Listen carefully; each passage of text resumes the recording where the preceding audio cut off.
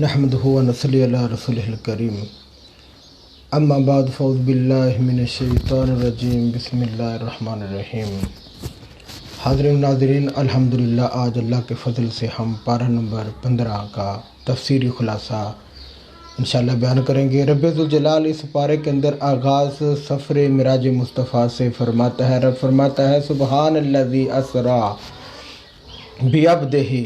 अल्लाह फरमाता है पाक है वो ज़ात जो मोहम्मद जिसने अपने बंदे को। अब लफ्ज़ अब्द आया तो इससे ही समझ आ जाती है कि एक फ़िज़िकल भी है, स्पिरिचुअल भी है, यानी कि दोनों तरह की ट्रैवलिंग जो रब्बे ज़ुल जलाल ने सफ़र करवाया, सफ़र मेराज, इस दोनों का जिक्र इसमें आ जाता है। और उसके दो पहलू हैं, आप अक्सर सुनते रहते हैं। एक तो ये था कि हरमे काबा से लेकर बैतुल मक़दस तक, दूसरा वहाँ से लेकर फिर सिदरतुल मुंतहा तक, फिर तीसरा भी आता है सिदरतुल मुंतहा से लेके फिर काबा कौसैन और अदना तक। ये था सफ़र मेराज।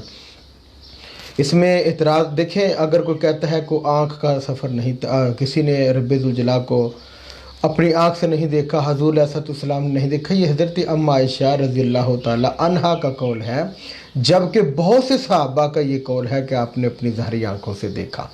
अब आप एक कौल को तरजीह देते हैं बकी अक़वाल पर।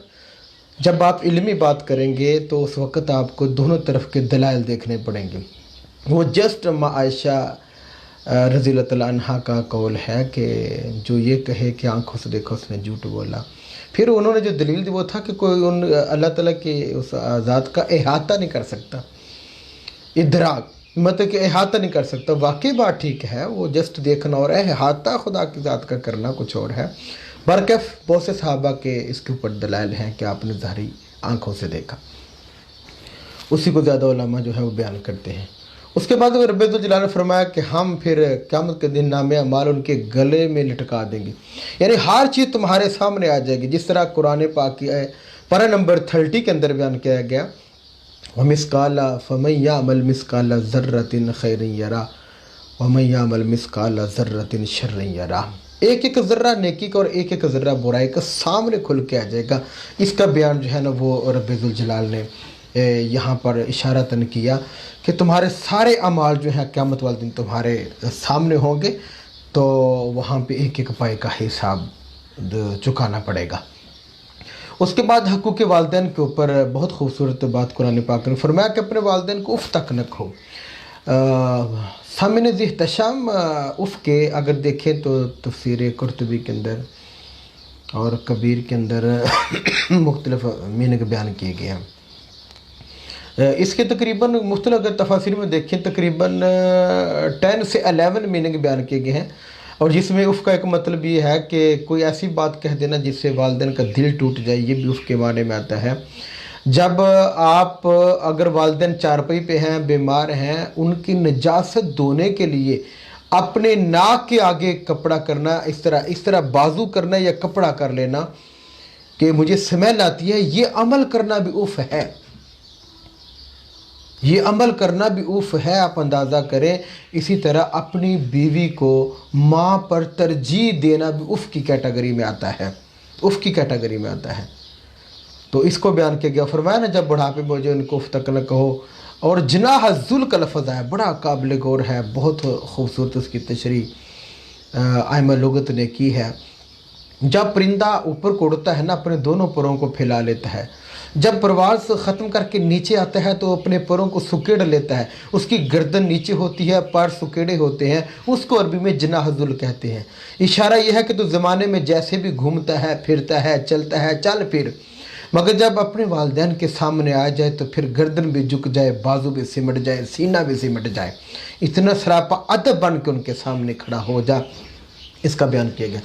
और एक हदीस बहुत इस हवाले से बड़ी अहम मिलती है। एक साहबी कहते हैं या रसूल सल्लम वालिदैन के हवाले से कि अगर वो जुल्म भी करें तब भी हम कुछ भी ना कहें, चुप रहें, खामोश रहें। तो आपने 2-3 दफ़ा फरमाया हाँ, अगर वो जुल्म भी करें तब भी तुम उन्हें कुछ ना कहना। यहाँ तक है सामने ज़िहतशाम वालिदैन के सामने उफ़ के मीनिंग देख ले कितने, आप हैरान रहें। आज हम हैं, यकीन माने अल्लाह ताला हमें माफ़ फरमाए, हम तो بڑی جرت کے ساتھ کہتے ہیں جی والدین نے غلط کیا، ہم نہ بولتے تو کون بولتا؟ تو نبی فرماتے ہیں وہ ظلم بھی کریں تو خاموش رہو. پھر وہ کہا یا رسول اللہ وہ ظلم کرے، فرمایا پھر بھی خاموش رہو. ہیں کہ میاں محمد بخش فرماتے ہیں نا، ماں مرے تے ماں پہ مک جاندے، ویر مرے تے ویڑا ویلا، باپ مرے تے محمد بخشا مک جاندہ اے میلا. باپ مرے تے سر و ننگا ہوویں، ویر مرے تے کنڈ خالی، ماں مرے تے محمد بخشا کون کرے رکھوالی. بہت پیارے وہ شعر بولتے ہیں. اس کے بعد قرابت داروں کے، مساکین کے، مسافروں کے حقوق بیان کیے گئے. جب والدین کی بات آتی ہے تو پھر بولا نہیں جاتا. سب پتہ ہے کہ والدین بہت بڑی نعمت ہے. جن کے زندہ ہیں انہوں کو چاہیے کہ وہ اپنی زندگی میں خدمت کر کے جنت کما لیں. پھر والدین کی قبر پہ جمعے پہ جانے کا ایک ہمیں حدیث میں حوالہ ملتا ہے. فرمایا جو چلا جاتا ہے اپنے والدین میں سے کسی کی قبر پر حاضر ہوتا ہے جمعے والے دن، دعا اللہ تعالیٰ اس کے گناہ معاف کر دیتا ہے. تو ضرور دینی چاہیے. جن کے زندہ ہیں وہ زندگی میں ہی خدمت کر لیں، جن کے دنیا سے چلے گئے ہیں وہ جمعے والے دن ضرور ان کی قبر پہ جا کے دعائیں بخشش کیا کرو. اس کے بعد رب ذوالجلال نے تسلسل کے ساتھ احکام کا بیان کیا. نمبر 1 فرمایا کہ خرچ کرنے میں اسراف اور تبذیر کا لفظ ہے. اسراف کہتے ہیں کہ جائز کاموں میں، حلال کاموں میں زیادہ خرچ کرنا. تبذیر کہتے ہیں کہ غلط کاموں میں، حرام کاموں میں خرچ کرنا زیادہ. اس کے بارے سے منع کیا گیا. درمیانہ روی کا حکم دیا گیا. پھر کہا کہ مفلسی کے ڈر سے، غربت کے ڈر سے اولاد کو قتل نہ کرو. رزق ان کو بھی اللہ دیتا ہے، تمہیں بھی اللہ دیتا ہے. جب رزق دونوں کو اللہ دیتا ہے تو پھر تم اسے غربت کے ڈر کی وجہ سے انہیں قتل کیوں کرتے ہو؟ اللہ ذوالجلال نے اس حوالے سے منع کیا. احکام کی بات کریں، اس میں احکام کافی بیان کیے گئے. تیسرا حکم زنا کی ممانعت، لا تقربوا الزنا، جس طرح قرآن کے دوسرے مقامات پہ بھی آیا زنا کے قریب نہ جاؤ. کتنی بڑی حکمت ہے جب کہ زنا کے ذریعے انسان کی نسل بدل جاتی ہے، اصل ختم ہو جاتی ہے اور اس کی نسل برباد ہو جاتی ہے. حکمتیں ہیں منع کرنے کی. قتل ناحق کو منع کیا. قصاص میں حد اعتدال کو بیان کیا کہ قصاص لیتے وقت اعتدال میں رہیں، بہت زیادہ بھی نہ. یتیم کا مال کی ممانعت کی، یتیم کا مال نہیں کھانا منع کیا. سنتے رہتے ہیں آپ، ناپ تول میں کمی کو منع کیا گیا. خیانت نہ کرو، لوگوں کی جاسوسی میں نہ لگو، یعنی کہ لوگوں کے ایپوں کو تلاش کرنے میں نہ رہو. دیکھیں ہم کسی کا موبائل پکڑ لیتے ہیں، لاؤ بلے وہاں چیک کرتے ہیں کہاں سے کال آئی، میسج کس کا آیا. تو رب ذوالجلال نے منع کیا کسی کی جاسوسی نہ کرو، کسی کے ایپوں کو تلاش نہ کرو. ہڈن ان کے جتنی بھی معاملات ہیں ان کو ہر وقت قریدو نہیں، منع کیا گیا. تو آج بہت سی شکلوں میں ہم اس میں جو ہے نا وہ سستیاں کرتے ہیں. آگے تکبر سے منع کیا، لا تمش فی الارض مرحا، زمین پہ اکڑ کے مت چلو. شرک کی ممانعت کے گئے، شرک نہیں کرنا. یہ تو بہت زیادہ آپ سنتے رہتے ہیں کہ شرک کے حوالے سے بڑا سخت حکم ہے، جتنی قومیں برباد ہوئی شرک کی وجہ سے. آگے فرمایا کہ کسی کو اگر ہم رزق زیادہ دیتے ہیں یا کم دیتے ہیں، اس کا معاملہ اللہ کے پاس ہے. یہ فضیلت والی بات نہیں ہے. کسی کے پاس بڑی مال و دولت ہے تو وہ بہت اونچا ہو گیا، جس کے پاس مال کم ہے تو وہ گھٹیا ہو گیا. نو، اللہ کے ہاں مقام تو بزرگی کا، عزت کا اور اعلیٰ پن کا تقوی ہے. اس کے بعد فرمایا زمین و آسمان میں جتنی بھی چیزیں ہیں یسبح للہ ما فی السماوات والارض، وہ اللہ ذوالجلال کی تسبیح کرتی ہیں. پھر منکر آخرت کے حوالے سے فرمایا کہ یہ قرآنی تعلیمات سے استفادہ نہیں کر سکتے. ان کے کانوں پہ، ان کی آنکھوں پہ، ان کے دلوں پہ مہر لگا دی رب نے. یہ نہیں آ کر کوئی فائدہ حاصل کر سکتے قرآنی تعلیمات سے. پھر تخلیق آدم، اور وہ ہم نے تفصیل سے بیان کر لیتے ہیں. جب آدم علیہ السلام کو اللہ نے بنایا، فرشتوں نے سجدہ کیا، شیطان اکڑ گیا. تو اللہ نے اس وقت، دیکھیں یہاں پہ میں ایک عرض کرتا ہوں، جو لوگ ٹیچنگ کرتے ہیں ان کے حوالے سے، والدین کے حوالے سے بڑی تربیتاً ایک بڑی پیاری بات یہ ہے کہ جب شیطان نے کہا اللہ کا حکمرانہ مانا سجدہ نہیں کیا، تو اللہ نے فوری get out from my paradise, یہ نہیں کہا نکل جا میری جنت سے. اللہ نے قریب بلایا، ماں مانا آقا، اے شیطان بتا کس چیز نے تجھے روکا کہ تو نے اللہ کے حکم پہ سجدہ نہیں کیا. جب اس نے کہا نا کہ وہ مٹی سے بنا، میں آگ سے بنا، اپنی برتری کو جب شو کیا، پھر فاخروج، अब निकल जा मेरी जन्नत से। तूने आदम को घटिया समझा, हकीर जाना। तो यहाँ से ये भी एक अखज़ होता है कि जब हम लोग पढ़ाते हैं, टीचर हजरात पढ़ाते हैं, वालिदैन जब कोई बात करती है तो कोई उनके शागिर्द या औलाद गलती करे तो फौरी रिएक्शन में नहीं आ जाना चाहिए, निकल जा घर से, निकल जा मेरी क्लास से, बल्कि उसे करीब बुलाएं कि इसने रिएक्ट जो किया है उसकी रीज़न क्या है, वो रीज़न मालूम करें, करके उसकी फिर इस्लाह करें, तरबियत करें। अगर मान जाए तो ठीक है, नहीं तो फिर वो जाता रहे। ये तरीका जो है अपनाया गया। तो बनी आदम को फरमाया हमने इज्जत से नवाजा। उसके बाद इशारतन जो है 5 नमाज़ों का ज़िक्र रब्बुल जलाल ने बयान किया।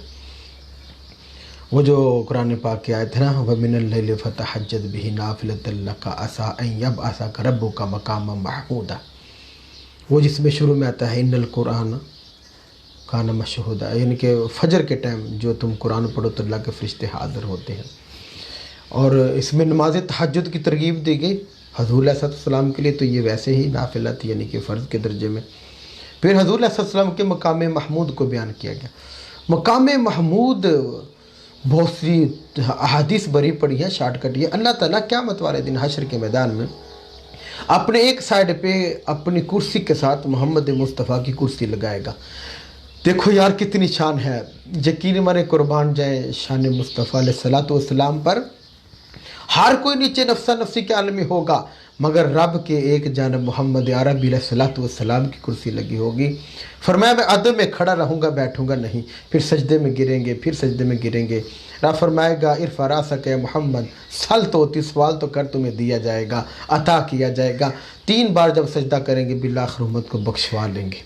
यहाँ तक कि जो जहन्नम का बवाब है, जिसे गेट कीपर कहते हैं, जिसकी ड्यूटी, वो भी कहेगा ए मोहम्मद मुस्तफ़ा आज आपने हमारे लिए छोड़ा क्या है, सबको तो बख्शवा के ले जा रहे हैं। उसका बयान वो फरमाया ज़ालिका मकाम महमूद, ये है मकाम महमूद। तो हम अज़ान के बाद जो दुआ मांगते हैं उसमें भी मकाम महमूद का तज़किरा आता है। तो ये शानों वाला नबी है, शानों वाली उसकी उम्मत है। अल्लाह का शुक्र अदा करना चाहिए, हर लम्हा उसकी नेमत के चर्चे करने चाहिए। आगे फरमाया कुल जा अल हक व ज़हक अल बातिल, हक आ गया अब बातिल जो है वो निस्त नाबूद होगा, उसका जिक्र है। फरमाया ये कुरान मोमिनों के लिए रहमत भी है, शिफा भी है। जो हमारे दिल में तरह तरह के मर्ज़ हैं, कजी है, कमी है और टेढ़ापन है, तरह तरह की हमारे जो जिस्म के अंदर, दिल के अंदर गलास्ते हैं, जो बीमार दिल हो चुके हैं, फरमाया उनके लिए तो ये शिफा है, ज़ाहिर भी शिफा है, कोई शक नहीं इसके अंदर। जो दम वगैरह करवाते हैं, कुरान पढ़ के जब फूंकते हैं तो ये शिफा है, ये मना नहीं। फिर वो हज़ूर अलैहिस्सलाम से रूह के बारे में सवाल करते थे, फरमाया इनको फरमा दे कुल मिन अम्र रब्बी, ये रूह जो है ये तो अल्लाह का अमर है। अब इसकी डेप्थ में नहीं जाएंगे, वो एक और दूसरी तरफ निकल जाएंगे। हमारे पास टाइम बड़ा शार्ट होता है, कोशिश करते हैं कि जल्दी से अहम नुकात बयान कर जाए। रूह की बड़ी तफसीली बहस है। फिर मुशरिकीनों के बड़े गलत किस्म के मुतालबात थे, उनका तज़किरा किया। वो कहते हैं कि हम ईमान नहीं लाएंगे जब तक ये चीज़ें न दें, हम तब ईमान लाएंगे, पहले तो हमें हमारे लिए ज़मीन में चश्मे जारी करके दिखाओ, अपने लिए सोने का घर बनाओ, चश्मे जारी करो, नहरें बहाओ, बगात अंगूर के उगाओ, ये चीज़ें करें। फिर यहाँ तक कह दिया कि आप आसमान पे चढ़ें ऊपर और हमारे लिए किताब लेके जो हमने पढ़नी, फरिश्तों को बेहिजाब दिखाएं। इस तरह की वो शर्तें लगाते थे, तब हम ईमान लेके। अल्लाह ने फरमाया पहले ने भी ऐसे लगाई थी, मानते मूनते कोई नहीं, लिहाजा इनकी बातों में ना आए, आप अपना फरीज़ा तबलीग पूरा करें। वमा अलैना इल्लल बलागुल मुबीन, इनको हक़ और सच की बात सुनाएं, मानते हैं तो इनके हक़ में बेहतर है, नहीं मानते तो फिर इनके लिए यहाँ भी अज़ाब और आगे भी अज़ाब है। उसके बाद फरमाया कि वो कहते हैं कि फ़रिश्तों को तूने अल्लाह मोहम्मद मुस्तफ़ा, अल्लाह ने फ़रिश्तों को रसूल क्यों नहीं बना के भेजा, इंसानों को इंसानों में रसूल बना के भेज दिया। तो इसकी हिकमतें थी, वो इससे इतराज़ करने लगे। देखिए अगर इंसानों के लिए फ़रिश्ता बन के कोई आ जाता है रसूल, तो रसूल को फॉलो करना तो ज़रूरी होता है। अब फ़रिश्ता न खाता है, ना पीता है, ना अज़दवाजी मामला उसके होते हैं, ना और एट्सट्रा हकूक़ुल इबाद अदा होते हैं, ना दूसरे दीगर हकूक़ पूरे होते हैं। अगर फ़रिश्ता आ जाता तो उसको फॉलो करते, फिर पूरी उम्र ये क्या खाते। फ़रिश्ते की तो सुन्नत ना खाते हैं ना पीते हैं, फिर ये कहते हाय हम तो मर गए। फिर इनके अज़दवाजी मामला भी ना होते, फिर नस्ल इंसानी का भी आगाज़ ना होता।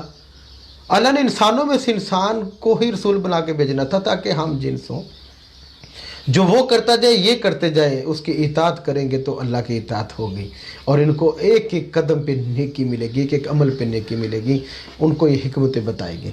اس کے بعد تھوڑا تھوڑا قرآن پاک کا نزول کے والے بتایا گیا، فرمایا ہم نے اس لیے قرآن کو تھوڑا تھوڑا اتارا تاکہ ایک تو یہ محفوظ ہو جائے، یعنی کہ ان کے سینوں میں ان کو یاد بھی ہو جائے اور یہ احکام بھی سمجھ جائے، محفوظ بھی ہو جائے، یاد بھی ہو جائے، اور پھر جو مسئلہ درپیش آتا اسی والے سے قرآن اتر آتا۔ بہت سی حکمتیں تھیں اس میں، اس کا ذکر کیا گیا۔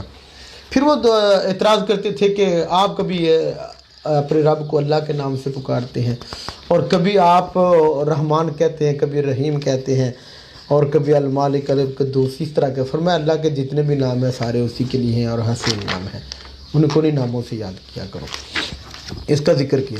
اس کے بعد رب ذوالجلال نے سورہ کہف کا شروع ہو جاتا ہے سلسلہ، سورہ الکہف۔ اس میں اصحاب کہف کا واقعہ بیان ہوا۔ اب ان کی تعداد کے والے سے یہ لوگ اختلاف کر، اب فرمایا وہ کہیں گے 3 وہ تھے، چوتھا ان کا کتا تھا۔ اینڈ پہ میں شارٹ سے خلاصتاً بیان کر دیتا ہوں، مفسرین نے جو عدد بیان کیا وہ تقریباً 7 کا ہے، کہ 7 وہ تھے، 8واں کا کتا، اسی پہ زیادہ کا اتفاق ہے۔ اب دیکھیں وہ اللہ کے نیک بندے تھے، عیسیٰ علیہ السلام کے امتی تھے، وقت کا ظالم بادشاہ ان کے اوپر مسلط تھا، لوگ جان کے دشمن بن گئے۔ وہ اپنے ایمان کو بچانے کے لیے شہر سے نکل کے غار میں چلے گئے، غار میں چلے گئے۔ جب غار میں گئے اپنے ایمان بچانے کے لیے، پیچھے پیچھے کتا بھی چلا گیا۔ اب انہوں نے کتے کو ایک پتھر اٹھا کے بھی مارا کہ بھونکے گا تو دشمن کو پتہ چل جائے گا، تو کتے نے اللہ کی بارگاہ میں التجا کیا۔ اب یہ مختلف تفسیر کی کتب میں ملتا ہے، یا اللہ مجھے زبان دے میں ان کو کچھ عرض کروں۔ اللہ نے زبان دی تو وہ کتا پھر بولا کہ میں ایسا نہیں جو بھونکنے والا ہوں، میں تو آپ کی حفاظت کے لیے پیچھے چلا ہوں۔ بالآخر کتا وہاں پہنچا، اصحاب کہف کو 309 سال غار میں سلا دیا گیا۔ اور دیکھیں یہ اللہ کے نیک بندے تھے، اللہ کے ولیوں کو اللہ تعالیٰ کیسے حفاظت فرماتا ہے۔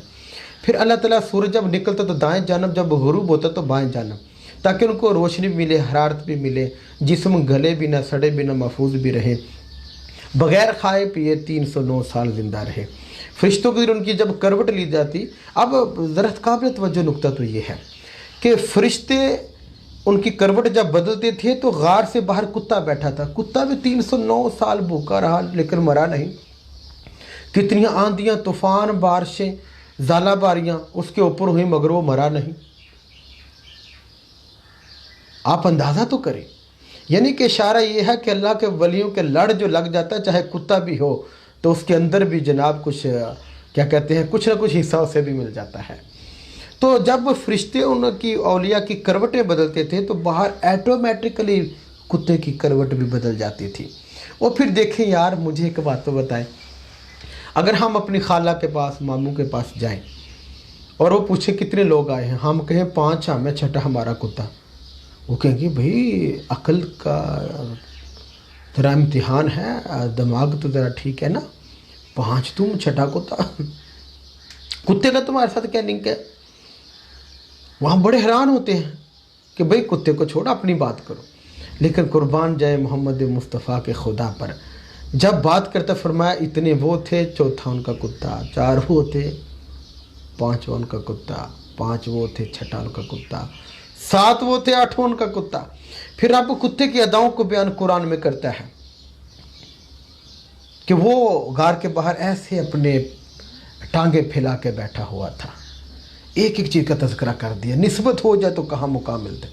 اور یہاں تک کہتا ہے کتا انسانی شکل میں قیامت والا دن جنت میں ان کے ساتھ جائے گا، اور عیسیٰ علیہ السلام کا امتی ہوں، ان کے لڑ کتا لگ جائے تو جنت میں چلا جائے۔ بھائی معذرت کے ساتھ یہ آپ کو میں سارے کیا کہتے ہیں کہ اسلامی کتب کے ساتھ بتا رہا ہوں کہ لڑ لگ جائے تو جنت میں چلا جائے، یہ تو بھری پڑی ہے کتابیں۔ اب عیسیٰ قیامت والے دن جب آئیں گے، قیامت سے پہلے جب آئیں گے تو حضور کے امتی بن کے آئیں گے، حضور کے امتی بن کے آئیں گے۔ عیسیٰ کے امتیوں کے ولیوں کے لڑ کتا لگا تو جنت میں چلا گیا، اگر کوئی ڈائریکٹ محمد کے لڑ جائے، محمد کے لڑ لگ جائے، یا محمد مصطفیٰ کے عاشقوں کے، ولیوں کے، اولیاء کے، مقربین کے لڑ کو لگ جائے تو وہ جنت میں کیوں نہیں جائے گا؟ نیک اعمال تو کرنے پڑیں گے، یہ تو مشروط ہے۔ اب اس کا ہرگز ہی مطلب نہیں کہ پوری عمر وہ کلمہ کفر کہتا پھرے، آزاد ہو جائے، احکام حقوق الفرائض سے بری ہو کر صرف لڑ ہی لگ جائے تو پار ہو جائے گا، نہیں، اس میں تھوڑی سی محنت بھی کرنی پڑے گی۔ جیسے بخاری شریف کی حدیث مبارکہ ہے، قیامت کے دن جب کچھ نیک لوگوں کو پروانہ جنت کا ملے گا، فرشتے کہیں گے آؤ تمہیں تمہارے مقام پہ لے کے جاتے ہیں، تو وہ جب جنت کے قریب پہنچیں گے عرض کریں گے باری تعالیٰ ہمارے کچھ بھائی ہیں جو ہمارے ساتھ نمازیں پڑھتے تھے، زکوٰۃ دیتے تھے، حج کرتے تھے، سارے نیک اعمال کرتے تھے، مگر کچھ گناہ گاری کی وجہ سے جہنم میں چلے گئے، اب ہم ان کو ساتھ لے کے جانا چاہتے ہیں۔ بخاری شریف ہے، جلد نمبر 3 ہے، کتاب التوحید ہے، میں حوالہ بھی دے رہا ہوں۔ تو رب ان کو کیا فرمائے گا، فَاذْهَبُوا، جاؤ تم اس جہنم کی طرف جہاں وہ ہے، فَاخْرِجُوا مَا عَرَفْتُمْ، جی جس کو پہچانتے ہو اپنے ہاتھ سے پکڑ کے ان کو جہنم سے نکال کے جنت میں لے جاؤ۔ یہ بخاری شریف کا حوالہ بتا رہے ہیں ہم، کتاب التوحید ہے۔ تو یہ چیزیں ہیں کہ جو لڑ لگ جائے کسی کے نسبت والا تو بیڑے پار ہو جاتے ہیں۔ جس طرح بے سادہ سی بات یہ ہے، دودھ اور پانی کی مثال لیں، دیکھیں پانی کا تو عام پانی جو نلکے کا ہے، کنویں کا ہے، اس کا تو ریٹ کوئی نہیں نا، دیر از نو ریٹ آف واٹر، لیکن دودھ کا ریٹ ہے 100 روپے کلو۔ جب آپ نے اس دودھ کے اندر پانی کو ڈالا، اب بے قیمت بھی قیمت والا بن گیا، مارکیٹ میں جو ریٹ دودھ کا لگا وہی ساتھ پانی کا لگ گیا۔ اب جب دودھ کو خرید کر آپ گھر لے کے آئے تو گھر والے اس کو گرم کرنے لگے، اب قربانی دینے کا ٹائم آ گیا، جلنے کا ٹائم آیا، دوسرے کی خاطر قربان ہونے کا ٹائم آیا۔ اب جب آگ نیچے رکھتے ہیں نا دودھ کے، گرم کرنا شروع کرتے ہیں تو حقیقت میں دودھ نہیں جلتا، پانی جلنا شروع ہو جاتا ہے۔ جلتے جلتے جب پانی بالکل اینڈ ہوتا ہے تو دودھ جب دیکھتا ہے کہ میرا دوست پانی جو تھا وہ نظر نہیں آیا تو دودھ جوش مار کے اوپر نکل آتا ہے، باہر نکل آتا ہے۔ آپ پھونکے بھی مارتے ہیں تو وہ دودھ نیچے نہیں بیٹھتا، بلکہ کیا کرتے ہیں، ایک چلو پانی کا لیتے ہیں، تھوڑا سا اس میں ڈالتے ہیں تو دودھ فوری بیٹھ جاتا ہے۔ تو عقل کہتی ہے دودھ جب تمہیں پھونکوں سے نیچے بٹھایا تو نہ بیٹھا، تمہیں اور تدبیروں سے بٹھایا تو نہ نیچے گیا، جب تیرے اندر ایک چلو پانی کا رکھا ڈال دیا تو آرام سے بیٹھ گیا۔ تو عقل کو آگے سے جواب ملتا ہے، پتہ نہیں میں اس لیے باہر نکلا تھا کہ میرا یار بچھڑ گیا تھا پانی، جب مجھے دوبارہ وہ پانی ملا تو میں سکون سے بیٹھ گیا کہ میرا بچھڑا یار مل گیا۔ وہی بات اولیاء کرام قیامت والے دن جو ان کے دوست ہوں گے اپنے بدعمالیوں کی وجہ سے بعض کا جہنم میں چلے جائیں گے، مگر حدیث میں آتا ہے وہ بھی اپنے ساتھ پھر ان کو جہنم سے نکال کے جنت میں لے کے جائیں گے، جہنم سے نکال کے جنت میں لے کے جائیں گے۔ یہ بخاری شریف کی حدیث ہے۔ پتہ نہیں یار لوگ مانداری سے کیوں نہیں دائیں بائیں ادھر ادھر کی مار کے چلے جاتے ہیں، اس طرح کی باتیں کیوں نہیں کرتے۔ یہ نسبت کی بات آگے تھی۔ اور دوسری بات نسبت کی اور سن لیں آپ لوگ کہ آپ نے لکڑی اور پانی کو تو مشاہدہ کیا، اب پانی نہر کا ہے، نہر چل رہی ہے، دریا چل رہا ہے، اب اس میں آپ لکڑی پھینکے 10 من کی، لکڑی ڈوبے گی نہیں، آپ صرف 5 کلو کا لوہا پھینکے، لوہا ڈوب جائے گا۔ آپ حیران رہ گئے یار 10 من کی لکڑی پھینکی تو نہیں ڈوبی، 5 کلو یا 10 کلو کا لوہا پھینکا تو وہ ڈوب گیا۔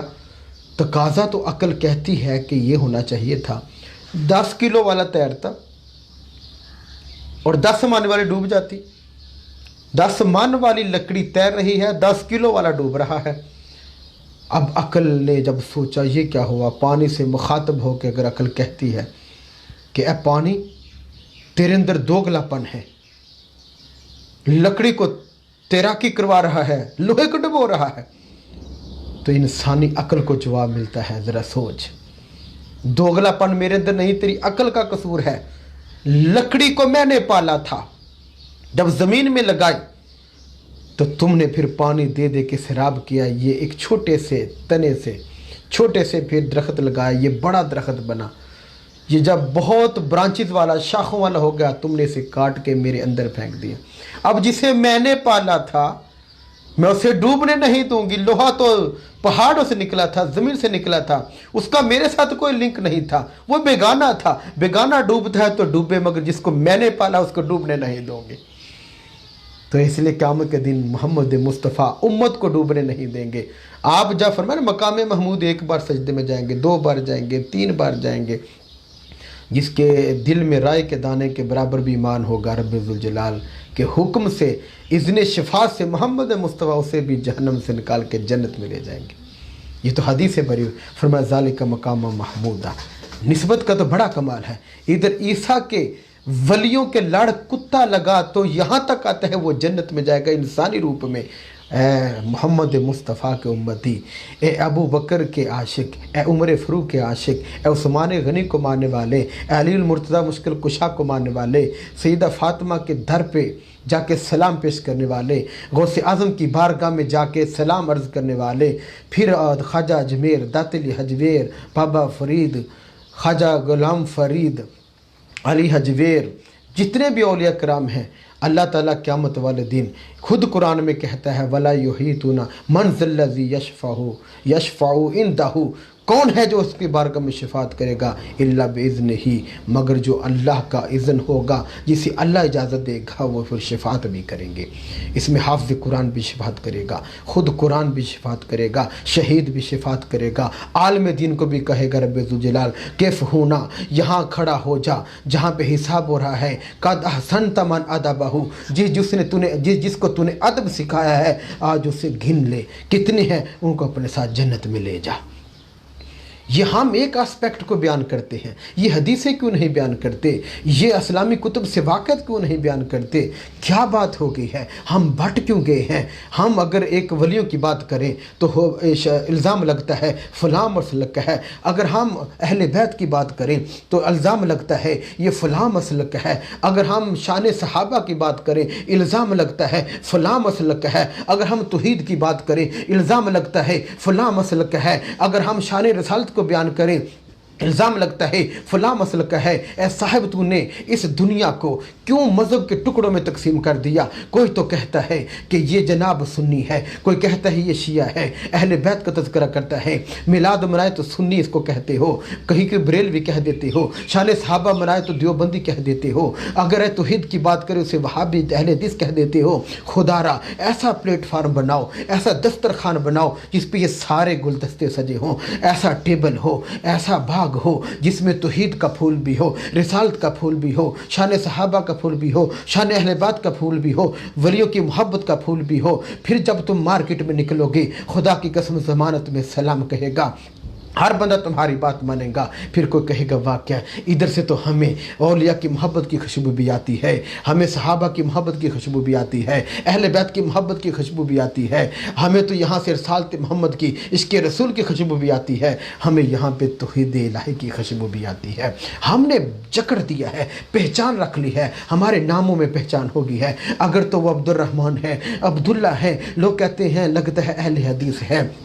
اگر نام اس کا غلام نبی ہے, غلام رسول ہے, کہتے ہیں لگتا ہے کہ یہ کوئی سنی ہے. اگر نام صحابہ کے نام پر ہے پہچان یہ ہو چکی ہے, لگتا ہے کہ یہ کوئی وہ دیوبندی ہے. اگر اس کا نام اہل بیت کے ناموں پر ہے کہتے ہیں لگتا ہے کہ شیعہ ہے. اس طرح اگر اولیاء کے نام کے ساتھ اٹیچ کر دیا کہتے ہیں لگتا ہے کہ یہ کوئی بریلوی مسلک سے تعلق رکھتا ہے. آج ہم نے اپنے گیٹ اپ کے اندر بھی اپنی پہچان رکھ لی ہیں. اگر شلوار کو اوپر کرتا ہے تو کہتے ہیں فلاں مسلک سے ہے, اگر وہ نیچے رکھ کے پڑھتا ہے فلاں مسلک سے ہے. سر ننگا کر کے نماز پڑھے تو مسلک اور ہے, اوپر امامہ سر کے باندھ کے نماز پڑھے تو مسلک اور ہے, اگر اس طرح کی کیپ پہن کے نماز پڑھے تو پھر پہچان کچھ اور ہے. آج ہم نے اپنی اتنی تنگ نظریاں آ گئی, شدت پسندیاں آ گئی, آج ہم نے مسلک کے اندر اپنی پہچانیں بنا لی. خدا را ان پہچانوں کو گم کر دو عشق مصطفیٰ میں, اس پہچانوں کو گم کر دو صحابہ کی محبت میں, اس پہچانوں کو گم کر دو اہل بیت کی محبت میں, ان پہچانوں کو گم کر دو اللہ کی محبت میں. جب ہم اپنی محبتوں کو, اپنی پہچانوں کو, اپنی ذاتوں کو ان محبتوں میں گم کر دیں گے پھر آواز آ جائے گی یا ایتھا النفس المطمئنہ ارجعی الی ربک راضیۃ مرضیہ فادخلی فی عبادی وادخلی جنتی. اب تو میرے بندوں کے لسٹ میں آ جا, اب تو میری جنت میں داخل ہو جا. یہ ہمارے بکھرے ٹکڑے جو کر رکھے ہیں اس نے ہی وحدت امت مسلمہ کے لیے مسائل پیدا کر رکھے ہیں۔ اس لیے تو اقبال کہتا ہے ایک ہو مسلم حرم کی پاسبانی کے لیے، نیل کے ساحل سے لے کر تاب خاک کاشگر۔ پھر آپ اور حوالے سے وحدت کا درس دیتے ہیں، آپ یہ بھی تو فرماتے ہیں کہ لوگوں اپنی ملت پہ قیاس اقوام مغرب سے نہ کر، خاص ہے ترکیب میں قوم رسول ہاشمی۔ کہیں پہ تقدیر کا فتویٰ لگاتے فرماتے ہیں تیرے دریا میں طوفان کیوں نہیں ہے، خودی تیری مسلمان کیوں نہیں ہے، اب سا شکوہ تقدیر یزدہ، تو خود تقدیر یزدہ کیوں نہیں ہے۔ کہیں پہ وہ مسلمانوں کی اس طرح کی نسبتیں جو بکھری پڑی ہیں ان کا حوالہ دیتے ہوئے کہتے ہیں تیرے صوفے ہیں فرنگی، تیرے قالی ہیں ایرانی، مجھے رلاتی ہے جوانوں کی تن آسانی، ہر کوئی مست ذوقِ میں تن آسانی ہے کہ یہ انداز مسلمانی ہے، نہ حیدری فقر نہ دولت عثمانی ہے، تمہیں اپنے اسلاف سے کیا نسبت روحانی ہے، وہ زمانے میں معزز تھے مسلمان ہو کر، تم خار ہوئے تار کے قرآن ہو کر۔ سچ بات ہے، قرآن تو ہمیں جو پیغام دیتا ہے آج ہم اس کو بھول گئے۔ قرآن تو ہمیں توحید کا پیغام بھی دیتا ہے، عشق رسول کا، محبت رسول کا بھی پیغام دیتا ہے، محبت صحابہ کا پیغام دیتا ہے، محبت اہل بیت کا بھی پیغام دیتا ہے، محبت اولیاء کا بھی پیغام دیتا ہے، محبت سب سے بڑھ کے محبت انسانیت کا بھی درس دیتا ہے۔ آج ہم ان سب سے دور ہو گئے، اپنی پہچانیں بنا بیٹھے۔ آئیے مل کر سامنے احتشام اللہ کی بارگاہ میں دعا کرتے ہیں، اے مولا ہماری پہچان ایک ہی ہو کہ جب ہم نبی کی امتی ہیں اور اس خدا کے بندے ہیں، وَمَا عَلَيْنَا إِلَّا الْبَلَاغُ الْمُبِينُ۔